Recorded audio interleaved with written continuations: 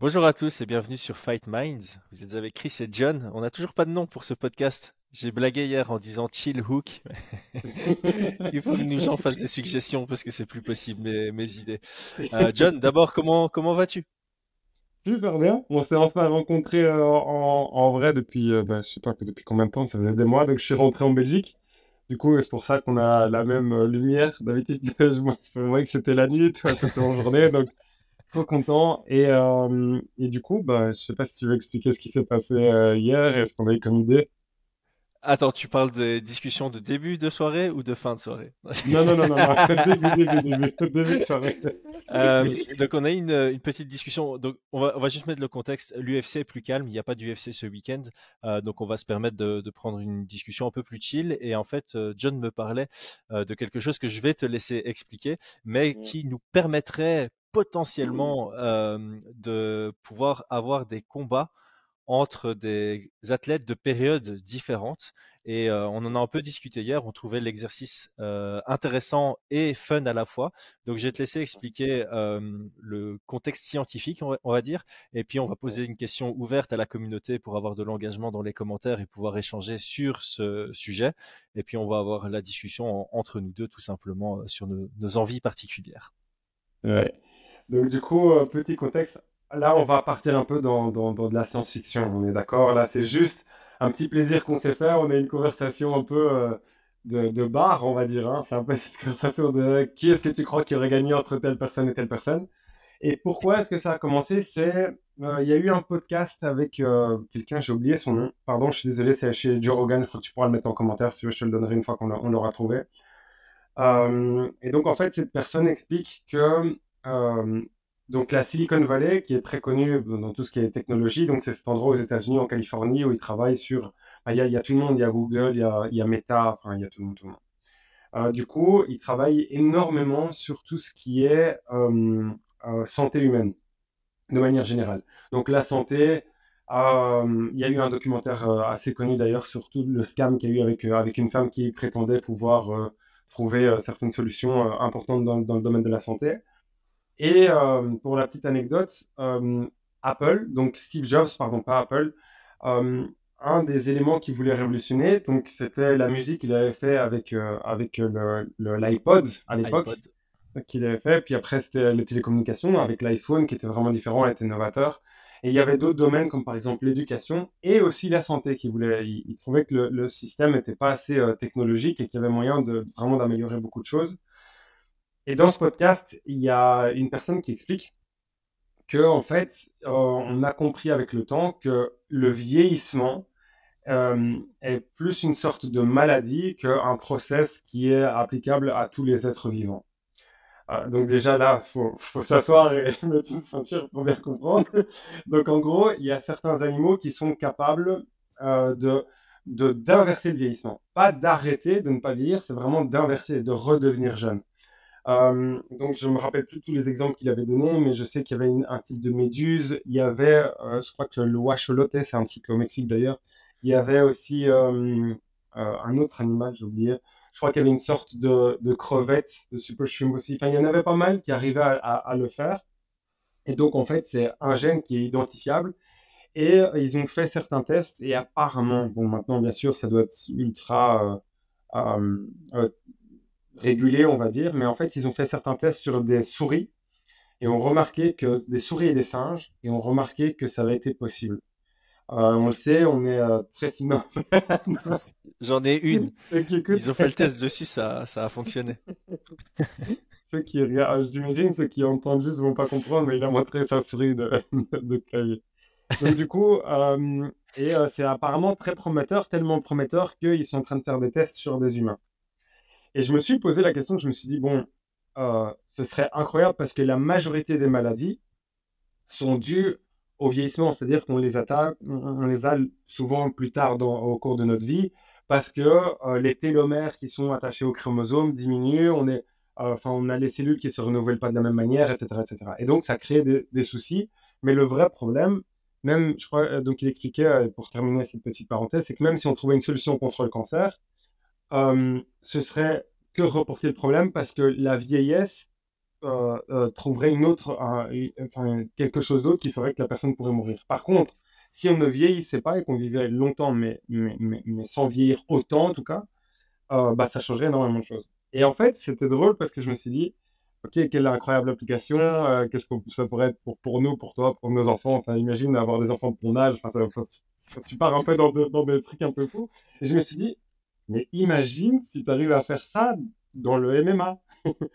On pourrait avoir un Anderson Silva qui fait une cure et qui au final redevient jeune. Mhm. Et on pourrait avoir bah, un petit peu tout le monde qui pourrait le faire. Et donc, on verrait le sport d'une manière totalement différente. C'est assez fou parce que tu te dirais, bon, ben, il n'y aurait plus de ouais, Ngannou doit se dépêcher, il a 35, 36, 38 ans, on n'en sait rien, faut qu'il se dépêche. Donc là, il y aurait plus ça. Ce serait, non, là, au plus il vieillit, entre guillemets, au plus il a d'expérience. Mais Ouais. ses capacités physiques ne sont pas impactées. Donc, ça ferait des trucs vraiment incroyables. Et donc, du coup, on s'est demandé, comme ça, entre amis, juste pour rigoler, quels seraient les combats qu'on aimerait faire si si cette technologie, bah voilà, disons que dans les 10 ans, elle sortait, bah, qu'est-ce qu'on aurait à faire? Ta question était légèrement plus compliquée que ça parce que tu as pas dit quels seraient les combats que tu ferais, mais Mhm. le combat que tu ferais. Et donc c'est C'est ça vrai. la question qu'on va poser ici. Donc tous ceux qui ont tenu l'explication jusqu'à maintenant, en général, on a un bon taux de rétention sur nos podcasts, donc j'imagine qu'il y a encore une grosse partie.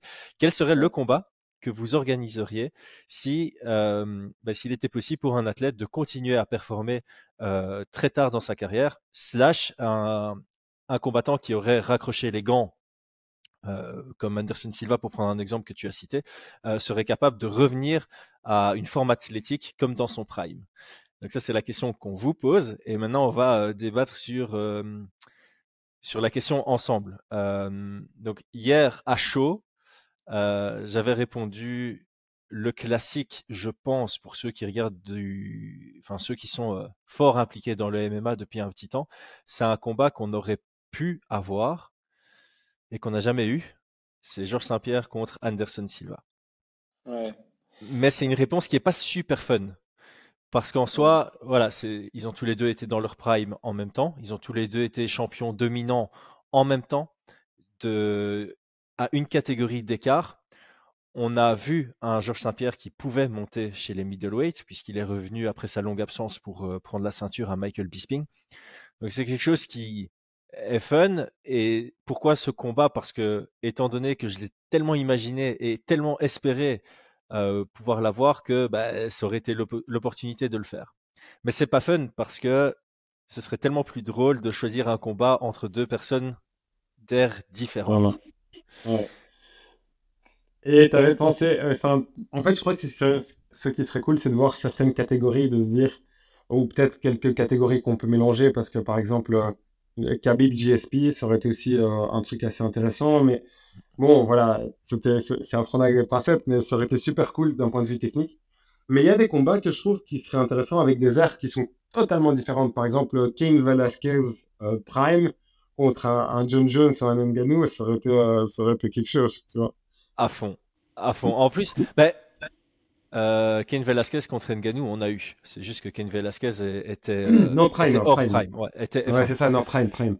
je sais même pas s'il était hors prime ou c'est juste qu'il a cumulé tellement de blessures. Enfin, tu vois, c'était pas par rapport à son âge, c'est aussi par rapport à l'accumulation de blessures. Moi, pour les poids lourds, j'avais pensé Velasquez contre Fedor, mais c'est pas non plus. Hein, encore une fois, c'est pas une comparaison d'époque. Ça, c'est juste que Fedor n'est jamais venu à l'UFC. Et s'il était venu à l'UFC, ça aurait été à l'époque de Brock Lesnar et de Cain Velasquez. Un qui pourrait être sympa, ce serait CM Punk. Non, j'ai conne. On ferait jamais revenir CM Punk. Euh, ouais, alors le Georges Saint-Pierre contre Khabib, moi je l'aime beaucoup, hein, celui-là. Moi, C'est. Ouais. j'avoue que Fedor, moi, il y a quand même quelques trucs que j'aurais trop voulu voir. Enfin, tu vois, Fedor, en fait, le problème, c'est que je suis arrivé un tout petit peu trop tard par rapport à son prime et j'aurais adoré voir certains combats. Maintenant, quand tu les revois de l'époque, bon, c'est des gabarits différents, tu vois. Enfin, j'ai même du mal à m'imaginer un Fedor à côté d'un Ngannou. J'ai l'impression qu'il y a une différence physique. C'est tellement hallucinante, tu vois. Et Ouais. même, tu disais Brock Lesnar. Alors, Brock Lesnar, on n'en parle même pas. Mais ouais, t'allais dire quelque Ouais, chose? c'est juste que Fedor a fait, enfin, c'est aussi pour ça qu'on le considère comme un tout grand combattant. C'est parce que malgré son gabarit qui semble, et j'insiste sur le semble, pas spécialement adapté au poids lourd, il a réussi à faire une carrière absolument incroyable en développant un style qui correspondait très bien à son gabarit. Maintenant, voilà, pour nuancer, c'est vrai qu'à cette époque-là, tu as aussi un Randy Couture qui a été très dominant pendant une certaine période en poids lourd, alors que c'était vraiment un lourd léger. Et Fedor, le problème, c'est que même si Fedor, tu le fais revenir à son prime, c'est contractuel que tu sais pas le faire combattre à l'UFC. Parce qu'en soi, l'UFC, je pense qu'ils ont vraiment tout fait pour essayer de l'avoir et ça n'a juste pas fonctionné. Mais donc, partons plutôt d'une hypothèse où tu peux le faire revenir à son prime et en plus de ça, avoir un genre d'autorisation contre. Ah, en fait, ce serait le combat parfait pour Ngannou au PFL. T'as pas besoin Ah de mettre oui, c'est Fedor vrai, à PFL, l'UFC. c'est vrai. C'est vrai. Tu dis Fedor, ok, tu reviens dans ton prime, t'affronterais Ngannou au PFL. Ah, c'est Ah, ça, c'est un incroyable ça. bordel, hein. Ça, c'est un bordel. Ça pète les Mais, pay-per-view. mais le truc, c'est que je me dis, euh, c'est une question que je voulais te poser, et que je t'ai pas posée hier, c'est de se dire, bah, tiens, imaginons que ce soit possible. Il faut Mhm. vraiment jouer le jeu et de se dire, ok, voilà. Alors, on fait un podcast un peu différent cette fois-ci. C'est, admettons que ce soit possible.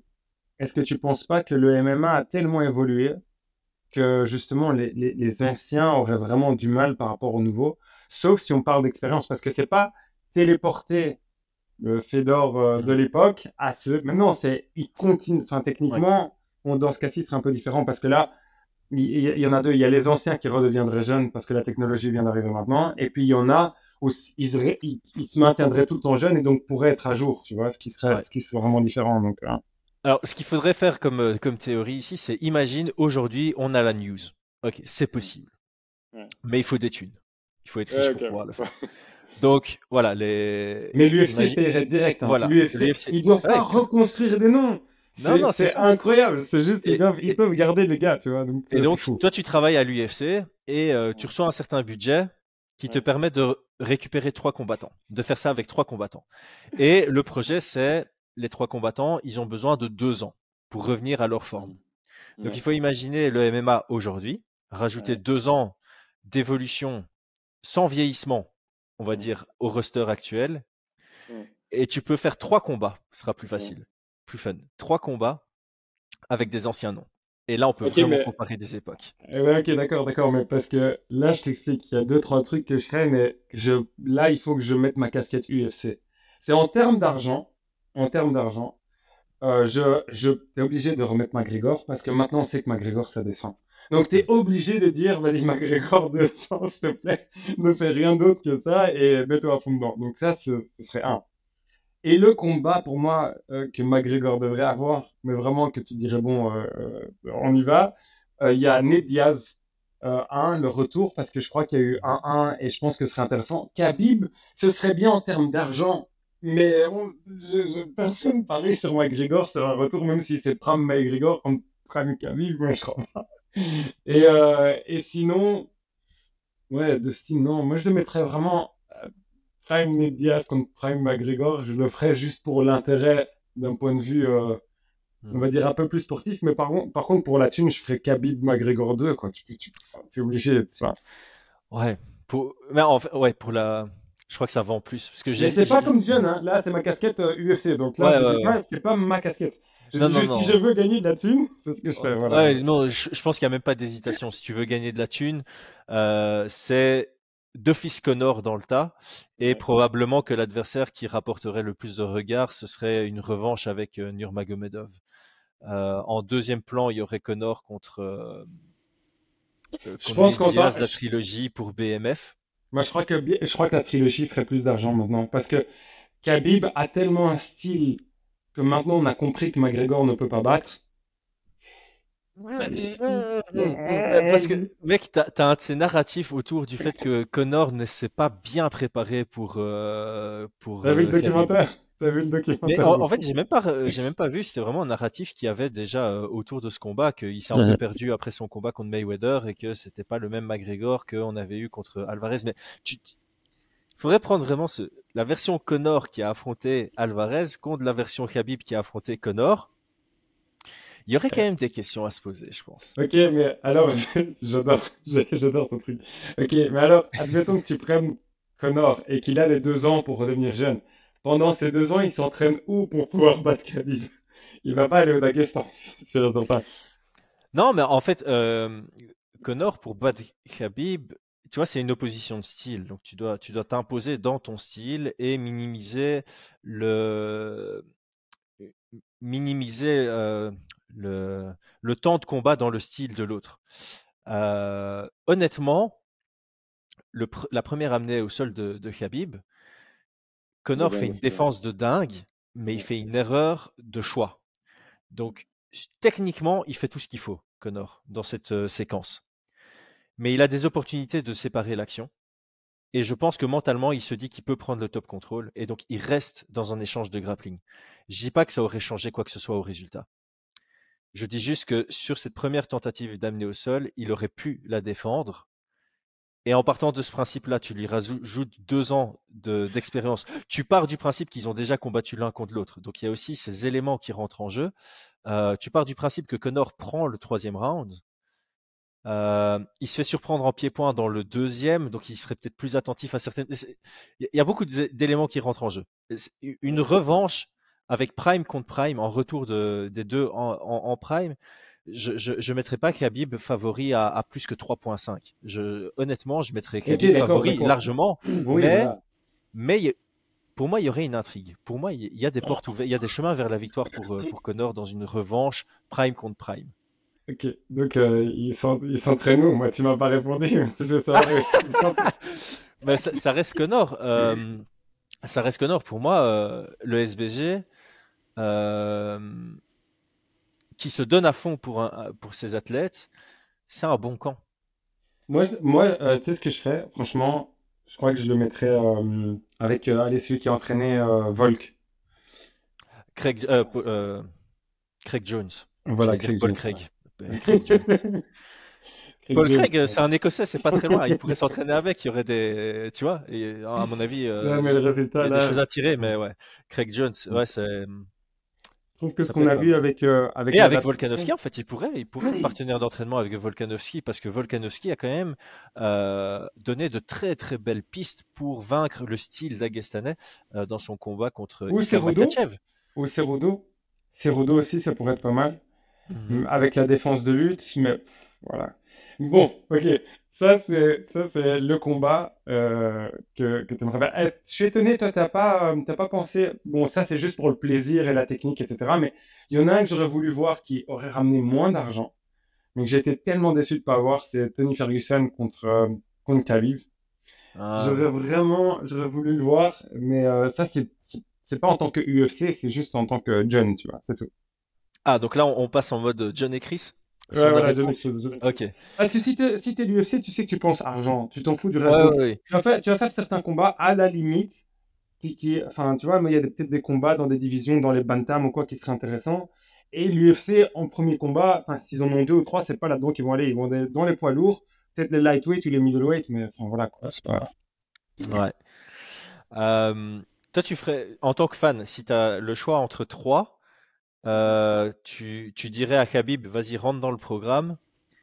À Tony Ferguson, il n'a pas pris sa retraite, mais clairement, il est passé son prime. Et tu ferais un match entre deux. Bah, dans les trois, en fait, ça m'a tellement frustré de voir à chaque fois d'être hypé, puis rien, hypé, puis rien, hypé. Enfin, C'est le combat franchement, Blue Balls du MMA, ça. ouais, c'est ça. Ouais, je, ouais, enfin, pour moi, c'était vraiment, je me rappelle, la dernière fois, c'était trop drôle, mais j'y croyais pas. Quand tu m'as annoncé, je dis, ouais, non, c'est mort, tu vois, ça va pas se passer. Donc, euh, donc ouais, c'est un combat juste, je trouve que Ferguson avait vraiment le style Prime Ferguson avait le style et aussi la manière dont il résistait, etc.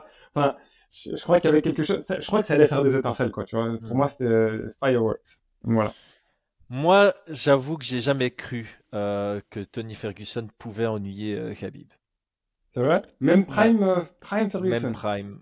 J'ai un avis sur Tony Ferguson qui va énerver ses fans, Mm. mais son succès dépendait trop de sa capacité à encaisser, Mhm. ce qui lui permettait de rester dans le combat et de trouver son ouverture à un moment. Donc sa durabilité et son opportunisme ont fait son succès. Mhm.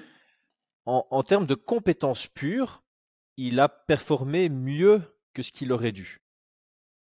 Mhm. Tu vois ce que je veux dire? Si tu prends que ses compétences, tu le mets chez quelqu'un d'autre qui est un peu moins durable, un peu moins opportuniste, c'est quelqu'un dont on parle pas spécialement autant. Mhm. Euh, et face à quelqu'un comme Khabib qui est vraiment capable de contrôler une dynamique de combat et de pas rentrer dans une dynamique chaotique, je vois pas de chemin vers la victoire pour Tony Ferguson parce que les gros arguments que j'entendais Mhm. qui allaient pour Tony Ferguson, c'est ouais, il a des super bons scrambles. Ouais, mais pas contre des super bons lutteurs.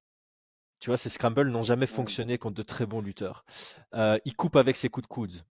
Ouais, est-ce qu'on a déjà vu Khabib ouvert avec un coup de coude? Non. Et ouais, ouais, j'ai vraiment. Après, je peux me tromper, hein, vraiment, je peux me tromper. Mhm. Mais ça, c'est typiquement le genre de combat où j'aurais mis Khabib ultra favori. Ça reste du MMA, tout est Ouais. possible. Mais je suis beaucoup moins intrigué par Tony Ferguson Khabib 1 que par Conor Khabib 2. Ok. Alors Parce qu'on a que, déjà vu 19 minutes de Khabib et Conor dans la même cage, quoi. ouais, mais pour moi, il y a un autre truc, c'est le fait que tu parles juste de compétences pures d'un point de vue sportif. Je comprends pas trop la séparation, alors que justement, pour moi, c'est une de ses enfin, compétences, entre guillemets, qui est innée, c'est à quel point il est durable. Enfin, tu vois, ce que je veux dire par là, c'est de dire, tu Mm. sépares ça comme si c'était pas une constante, alors que pour moi, 5 rounds de Khabib, au cinquième round, j'ai vraiment envie de voir, même s'il a ramassé, j'ai envie de voir dans quel état sont les deux, tu vois. Ouais, Vraiment. ok, je vois ce que tu veux dire. Non, je te rejoins. Être capable de développer un style sur base de ce que tu es capable de faire, Mhm. ça fait partie de toi. Donc, ce que Mhm. j'ai dit, c'est un peu irrespectueux envers Tony Ferguson. Mais ce que j'entends par là, c'est que je pense pas que sa résistance aurait été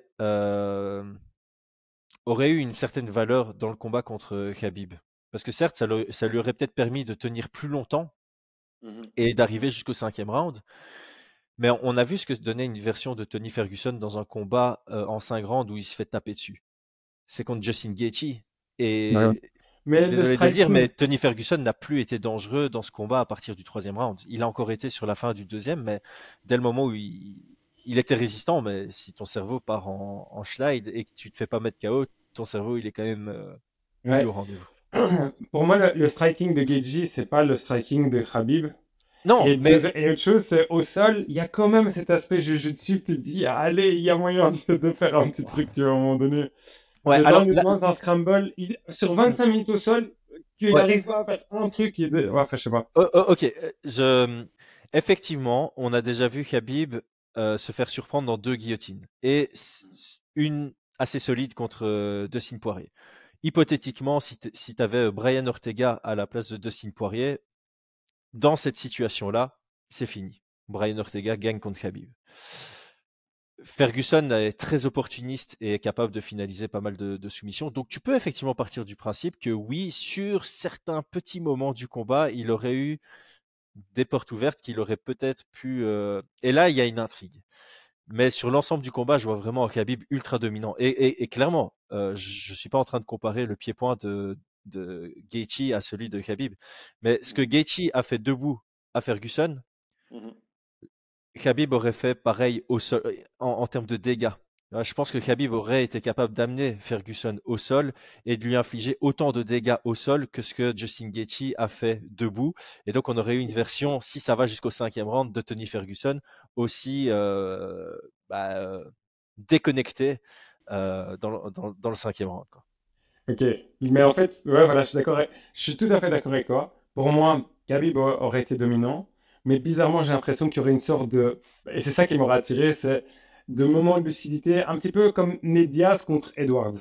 Tu vois, pour moi, c'est un peu Ouais. bon, sauf que je crois que Ferguson m'aurait terminé et pas montré du doigt et fait n'importe quoi, mais voilà, pour moi, c'était ça, c'était de dire, je pense que sur 25 minutes, Habib va réussir à maintenir au sol énormément de temps Ferguson, mais le moment Hmm. où ça se retourne, c'est ça que j'aurais voulu voir, cette Mhm. adrénaline, ce moment-là, tu vois. Et en pied-point, franchement, debout, je me sens beaucoup plus à l'aise sur un Ferguson si c'était un combat debout, sur sa fougue, ses mouvements, enfin ses déplacements enfin, comme tu dis, ses coups, tout ce que tu veux. Et je sais que je vais me faire détester pour ça, mais je pense il aurait réussi au moins à ouvrir Khabib. Ouh. Ouais, Hot parce que, take. voilà, Hot parce que je take. sais, J'aime personne bien n'a ça, John. réussi, je J'aime sais bien que ça, personne n'a John. jamais réussi, etc. Mais je me dis juste, c'est juste les combattants que Khabib a affrontés ne sont pas le genre de combattants qui font ça. Bon, je dis pas tous, mais je dis la grande majorité n'était pas genre ça. Et Ferguson était vraiment connu pour ça. Tu vois.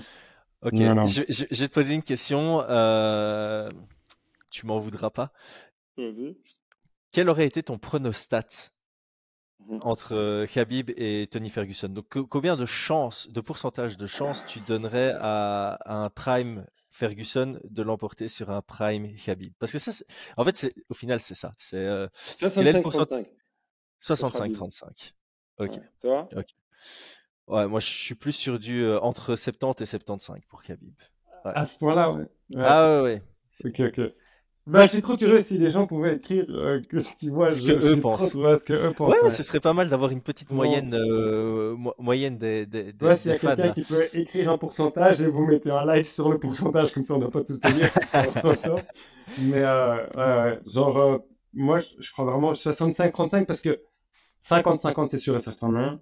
Hmm. Puis léger avantage de 55-60 peut-être pas, mais 65 je trouve que ouais, ouais, mais bon, 70-75 c'est chaud quand même. Ouais, moi je suis même plus sur 75, je dirais. Oh, Ouais. ok. Parce Et que, donc attends, parce que là tu m'as vraiment demandé pas mal pour moi, mais je suis vraiment super curieux parce qu'on n'a pas élaboré. Vas-y, dis-moi deux casquettes. La ok. première, c'est l'UFC. Je crois que on a la réponse, je crois qu'on a la même, mais peut-être qu'on a une différente. Ou alors, en tant que Chris, maintenant, dis-moi le combat. Alors, en tant qu'UFC, pour les thunes, bah, clairement, c'est difficile de ne pas mettre Connor dans la conversation. Maintenant, un qui vendait beaucoup aussi, c'est Georges Saint-Pierre, faut pas l'oublier. Donc, Mhm. un grand retour de Georges Saint-Pierre, je pense que ça pourrait pas du tout surpasser un grand retour de Connor, mais ça pourrait vachement s'en rapprocher, surtout si c'est contre un Khabib. Surtout si tu Les deux trouves un. ensemble? Les deux ensemble. Euh, mais non, mais honnêtement, Khabib contre Georges Saint-Pierre, je pense que ça vendrait énormément aussi. Ouais, c'est ça. Énormément. Ou bien, ou bien, ah oui, ah oui, oui, non, l'autre, il y a deux autres stars du pay-per-view avant McGregor, Ouais. Brock Lesnar, qui Ouais. reviendrait, t'as pas le choix, tu dois le mettre contre Jones, quoi. Ça vendrait, hein. Ouais, ou Ça Ngannou, vendrait. quoi. Je crois qu'Ngannou vendrait plus. Ou Ça fait Ngannou vraiment s'il les était encore à deux, l'UFC, ouais, quoi, voilà, ouais. ouais. Ouais. Donc un retour de Brock Lesnar, ça vendrait aussi. Donc j'hésiterais avec l'UFC. Et je suis en train de me poser la question Ronda Rousey, tu vois. Elle vendait beaucoup, Mhm. mais elle s'est fait annihiler par Nunes, qui est encore la championne. Donc t'as pas de combat retour pour Ronda Rousey qui. Ah, Ronda Rousey contre Mayweather. Parce que les gens pensaient que Ronda Rousey était capable de battre Mayweather en boxe anglaise. Ah, les gens, on se comprend. Non, Elle non, pourrait lui faire bien la non. barre, je dirais oui, tu vois. C'est Honnêtement, difficile de faire la barre. vu le contexte, ça se jouerait entre Connor, Georges Saint-Pierre et Brock Lesnar. Ça, c'est les trois noms qui vendraient le plus de pay-per-view. Et pour les accueillir, tu sais quoi, si tu fais un Prime Connor qui est capable de revenir en featherweight, ça vendrait pas beaucoup d'argent. Non, parce que là, je parle avec ma casquette Chris, en fait. Hmm. Parce que Volkanovski, Conor Non, non, McGregor, non, ouais. Ça vendrait pas Mais de ouf, non, mais mais ce serait enfin si ça intéressant, j'ai vendrait, mais pas raison, autant mais que Khabib. Mais ce serait ouais. intéressant pour le fan. Ok. Ce serait Et maintenant, intéressant. Chris, vas-y, juste pur Chris. Pur Chris. Mais en fait, je suis obligé de faire revenir Georges Saint-Pierre. C'est mon combattant préféré de tous les Ah, temps. aussi, Donc aussi. en tant que fan, c'est Georges Saint-Pierre que je ferai revenir. Maintenant, il y a plein d'options, tu vois. Est-ce que je le fais revenir contre Khabib, qui pourrait Attends, combattre? en quelle catégorie t'aimerais le Mais c'est faire ça. revenir aussi, tu vois, c'est ça? Mais en fait, je ferai un catchweight parce que on est dans les combats fun. Là. On est dans les combats Mhm. fun. Je veux que ce soit le plus équitable que possible. Je pense, Georges Saint-Pierre a déjà dit qu'il pouvait descendre en lightweight, mais j'ai pas envie de voir ça. Khabib a toujours été trop fermé à monter en welterweight, mais je pense qu'un truc à 74 kilos, ça serait possible pour Georges Saint-Pierre d'être en forme optimale et il aurait même pas du tout d'avantage de taille par rapport à Khabib parce que Khabib il cut tellement pour être à 70 qu'un Khabib à 74 aurait le même poids que Georges Saint-Pierre le soir du combat. Donc soit Georges Saint-Pierre contre Khabib en 74, soit bah, tu sais Georges Saint-Pierre contre tu peux pas mettre contre Ousmane parce qu'il a plus la ceinture, tu vois. Mais Georges Saint-Pierre contre Edwards, il y a une intrigue quand même, hein. Mais c'est tellement moins intéressant que contre Khabib. Ouais. Et Et tu le mettrais pas comme McGregor? Georges Saint-Pierre, McGregor. Ouais.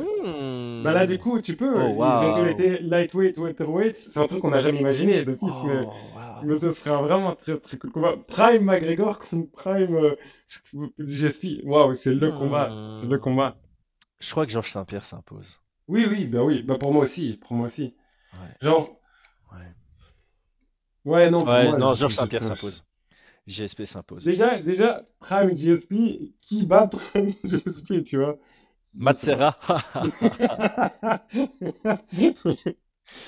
Ah ben non, mais c'est ouf. Alors là, je vais loin, mais un autre combat qu'on n'a pas eu avec Georges Saint-Pierre, quand il a pris la ceinture à Bisping, et qui était prévu, et peu de gens s'en souviennent, et quand je vais le dire, les gens vont dire ah, on n'a pas eu droit à ça, ça aurait été tellement chouette. Georges Saint-Pierre, Whittaker. Ah, il y a eu ça, ah, waouh! Waouh, waouh, waouh. Si Georges Saint-Pierre, je sais plus pour quelle raison, mais il avait l'intention à la base de défendre son titre en middleweight. Il l'a pas fait, je pense, pour des raisons de santé. Mais s'il avait pu le faire, ça aurait été face à Whittaker. Parce que quand il a laissé la ceinture vacante, ça a été Whittaker contre Romero pour la ceinture vacante. C'est ça. Et Whittaker était à ce moment-là au-dessus de Romero dans l'éligibilité à avoir son title fight. Donc ouais, ça aurait pu être pas mal. Et dans les sous-cotés, je me demande si en commentaire on aura eu ça. Mais un qu'on oublie très vite parce que sa fin de carrière est tellement moche, mais faire revenir un prime Luke Rockhold. Ouais, Ouais, En version prime, il était chouette à voir, hein. Il était chouette à voir. ouais, je sais. Non, c'est juste parce que t'as dit il a sa fin de carrière, et moi je le vois sur le coaster en train de lui mettre du sang partout. Et donc c'est pour ça que j'ai toujours cette image où quand il est en train de... Bon, c'est dommage à cause de cette lake, mais genre essayer de respirer, genre à genoux comme ça. Mec! Prime Rockhold contre Prime Anderson Silva. Ouais, ouais, Ouh. ouais. Ouais, je le mettrais pas dans le top, mais je le ferais, ouais. Ouais, il y a tellement d'opportunités. Ah, c'est marrant, il y a enfin mon chat, tu vois, le chat que je nourris, il est juste là, je le vois. Euh, ben voilà, je crois que. Attends, je réfléchis juste. Attends, en poids lourd, on a parlé. Ah, en lightweight. Ce serait cool de savoir il y a un. BG Pen, Prime BG Pen, tu le fais J'aimerais quand même. Non, revenir. en fait, tu sais quoi? Je sais que. Juste pour le truc, mais j'aimerais bien voir DC John Jones. Juste parce que, au En poids final, lourd. en poids lourd, ouais. En poids lourd, ouais. En poids lourd. Être Pardon, j'ai pensé. éligible. Parce que j'ai pensé John Jones lightweight. Enfin, light heavyweight, pardon, et puis après, il est monté, Ah ouais. bah, tu sais ce qu'on va faire? On a été tellement désordonnés dans ce podcast, mais je pense que c'est aussi ce que les gens aiment, c'est qu'on ait une conversation un peu chill entre potes, que eux Ouais, vont voilà. pouvoir avoir avec leurs potes par la suite. On va faire Bon, catégorie de poids par catégorie de poids. ok. Donc Parce alors, que on a parlé heavyweight. On m'a dit heavyweight. Donc heavyweight, heavyweight, c'est fait. Light heavyweight, là, je sais pas qu'est-ce que tu vois. Chuck Liddell contre Jiri Prochaska. Ah, je savais que je te promets, j'étais en train de penser à Jiri parce que je veux vraiment Jiri contre quelqu'un. Ouais. Pareil. Bah, d'office, Waouh. le light heavyweight actuel que tu prendrais, c'est Jiri. Ouais. Hill, il y a un côté intéressant sur le côté cérébral, mais Jiri, étant Yeah, donné qu'on le est sur des samouraï, combats le fun. samouraï. Ouais, on est d'accord. Oh, contre Wanderlei Silva. Oh, Ouais, ce serait vraiment. le chaos. Oh, la version chaotique de ouf. Et non, allez, le croate. Crocop. Ouais, mais bon, je sais. C'est poids lourd, hein. C'est C'est poids lourd. Mais attends, Iri a combattu en lourd avant? C'est possible. Je crois qu'il avait combattu, je sais plus du tout s'il avait Au dans... Rising, il a peut-être combattu en poids lourd. Ouais, c'est ça, je crois qu'il avait combattu. C'est pour ça que j'avais ça en tête. Enfin bon, soit. Ok, donc lightweight, ok, middleweight. Middleweight, on a dit plus ou moins aussi, mais bon. Ouais, on a eu pas mal d'options, hein. Rockhold, Anderson Silva, Georges Saint-Pierre, Whittaker. Il y a pas mal de. Ouais. Difficile. En soi, difficile de faire revenir quelqu'un d'autre que Anderson Silva en soi. Ouais. En welter, on a dit aussi. En lightweight aussi. En feather, on n'a pas vraiment dit. Moi, j'aimerais bien, franchement, juste Prime Max Holloway. J'aimerais bien le voir contre quelqu'un, mais je sais pas trop qui, tu vois. Oh. Voilà, ça, c'est le genre de conversation qu'on avait hier, ça. Max Holloway, Ouais. Prime. En fait, c'est juste Max Holloway d'il y a 2 ans et demi. Contre Prime BJ Penn. C'est horrible qu'on dise ça. Franchement, c'est horrible. Pardon, je t'interromps 2 secondes, mais parce que Holloway a cartonné, même les 2 dernières années, c'est juste Vol qui arrive et annule tout, quoi. Genre, il y a rien du tout. Alors qu'il était trop fort, Max. Enfin, ces 2 dernières années, quoi. BJ Penn, ouais. Ouais, d'office. Ensuite, attends, Feder, donc Bantam. Bah, je sais Bantam, que tu vas choisir parce que... Bah, t'es quasi obligé de choisir... Ah non, mais en fait, ça... C'est compliqué parce qu'il y en a plein, mais on ne sera pas pour les mêmes choses, en fait. Il y a la partie technique pure que tu dis, j'aimerais trop voir ce combat-là, mais pour le titre, c'est pas vraiment... Il y a personne qui a vraiment été ultra dominant en Bantam, vu que je crois que, attends, c'est quoi? C'est le record de titre, c'est 3 maintenant, non? Non, c'est truc maintenant, c'est Sterling. Ouais, oui, Sterling mais avec 3 défenses de titre, c'est le max. Est-ce que tu ferais revenir un Prime Cruz pour affronter... Non, contre Sterling, j'aime pas trop la dynamique en soi. Est-ce que tu fais... Le truc, c'est que moi, j'ai pas envie de mettre d'excuses ou décrédibiliser la victoire de Sterling, mais j'aurais voulu voir une version Prime de TJ Dillashaw contre Sterling. Ça aurait été incroyable comme combat. Et cette épaule déboîtée, ça change tout. Là, ça change tout. Mais Prime dopé ou pas dopé? Ah ouais, pardon. Prime avec vitamine plus ou... Prime avec vitamine EPO. Ah ouais, je pense que Bantamweight, ce serait TJ que je ferais revenir en mode Prime, en oubliant le fait qu'il a été dopé. Et je pense que contre Sterling, c'est fun. Oh non, je suis choqué de te voir que tu prends pas ton combattant favori du moment. Là. Sandhagen, mais c'est parce qu'on a eu Sandhagen contre DJ Dillashaw. Ouais, mais tu prendrais pas contre quelqu'un d'autre du passé, non? Mais en fait, Sandhagen contre Cruz du passé, ça peut être pas mal, mais c'est pas explosif de ouf. Non.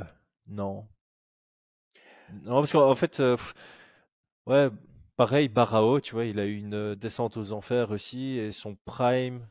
Ouais, mais c'est du fun, mais c'est pas aussi fun que ce qu'aurait pu donner un vrai TJ Dillashaw contre Sterling. Ah, mais peut-être que c'est Rudo. Enfin, ouais. Ou bien, attends, non. Miguel Torres. Contre? Ça remonte. Miguel Torres qui revient à son prime parce qu'il avait un temps d'avance, lui, sur son temps. Il n'aurait pas beaucoup d'adaptation à faire. Miguel Torres contre Sterling. Ce serait ça ma réponse. Et bon, moi j'en ai une un peu spéciale, mais bon, ça c'est juste perso. Mais pour les flyweight, j'aurais trop voulu voir Dimitri Johnson, mais j'aurais voulu le voir contre Brandon Moreno juste pour voir ce que c'est. Parce que en ce moment, tu vois, les deux, j'ai l'impression que Brandon évolue tellement bien et ça me. Enfin, c'est juste un coup de cœur personnel. Ça, c'est pas le combat que je me dis, waouh, c'est truc de fou. Mais personnellement, ce combat-là, j'aurais adoré le voir.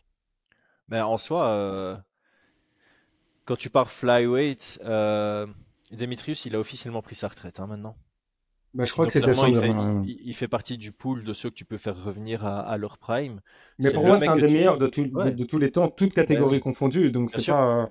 Non, tu dois le Ouais. faire revenir. Et j'ai déjà tweeté plusieurs fois là-dessus. C'est tellement dommage qu'il soit parti de l'UFC. Parce qu'en fait, tu prends ces noms-là et tu les mixes et match comme tu veux. Mighty Mouse, Moreno, Cerudo, Figueiredo. Ouais. Et Royval pour mon kiff préféré. Peu importe qui tu fais contre qui dans ces cinq-là, c'est que des combats de dingue. Donc Ouais. clairement, si tu avais le choix, ouais, je pense que Mighty Mouse contre Moreno, ce serait incroyable. Contre Figueiredo, ce serait aussi ce serait intéressant de voir ce que Mighty Mouse mettrait en place stratégiquement pour affronter la brute physique qu'est Ouais. ce bully dans la division. Ouais, mais je crois qu'il ferait à peu près ce qu'il a fait contre Rotang, tu vois. Je crois qu'il ferait pas trop de pieds-points. Enfin, quoique, regarde, Moreno, il a réussi à tenir pas mal de coups de Figueiredo alors qu'il tape comme un bûcheron. Donc, Ouais. mais, euh, mais ouais, moi je pense que euh, Figueiredo, franchement, ce serait trop cool. J'ai trop envie de voir ce qui va se passer maintenant avec sa montée. Maintenant, c'est officiel, non, il monte parce qu'il avait un combat prévu, je crois, en flyweight, et maintenant, c'est sûr et certain, il monte. Il me Je sais pas semble. si tu veux ça. Ouais. Mais il avait dit qu'il montait, et puis il y a une rumeur de combat pour lui en flyweight malgré tout. Donc je Non, non, pense ça a que été c'est encore annulé, hein. Non, c'est non, annulé. ce combat est annulé, ouais. Il Et je doit crois qu'il a monter. trop de mal à faire du poids, tu vois. C'est Il, vraiment il- il doit le monter. cut qui se fait, c'est fou. C'est fou. Ouais. Donc, ouais. Bah, du coup, on a fait le tour, là. Oh! Oh, le sexiste. Et les femmes là-dedans, mec. Oh, oh, pardon.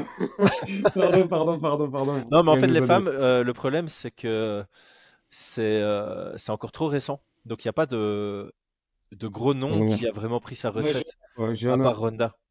Bah, Johanna aussi. Ouais, Johanna. Ouais, tu fais revenir Johanna. Mais Johanna, elle Johanna, a moi. combattu tout le monde.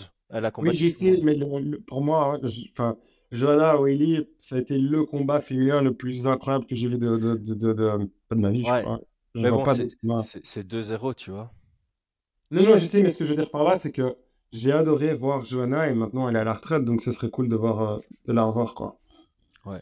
Ah, mais tu sais quoi, ouais, tu pourrais, bon, c'est pas aussi extraordinaire que les autres qu'on a cités chez les hommes, mais Johanna contre Amanda Lemos, Bah là maintenant, ouais, elle allait ça combattre, pourrait être pas non? Je mal. sais plus, Lemos. Ben, Lemos, elle a le title shot maintenant contre Weili Zhang, C'est ça. enfin, ou bien contre Marina Rodriguez, Johanna. Pour le fun, tu vois, ce serait fun comme Ouais. combat. Mais Ce bon, serait fun. vas-y, il faut vraiment chercher les fans du rap Ouais, pour dire, ouais. est-ce que tu te leverais à 5 heures du matin pour voir Non, ça? Ouais. non. Ronda Rousey contre Germaine de Randami, peut-être.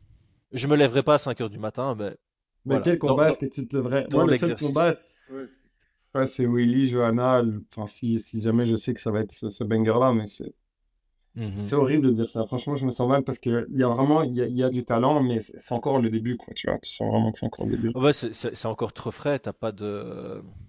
Ouais, non, t'as pas vraiment de nom qui est à la retraite ou qui est passé son prime. Et tous les combats un peu fun pour les femmes, on les a déjà eus en fait. Donc ce serait Ouais. juste un remake. Tu vois, Weili contre Johanna, Johanna contre Valentina, Valentina contre Nunes, Nunes contre Ronda Rousey, Rosna Marunas contre Weili et contre Johanna. Il n'y a plus Il y vraiment en de a, mix and match à faire, tu vois.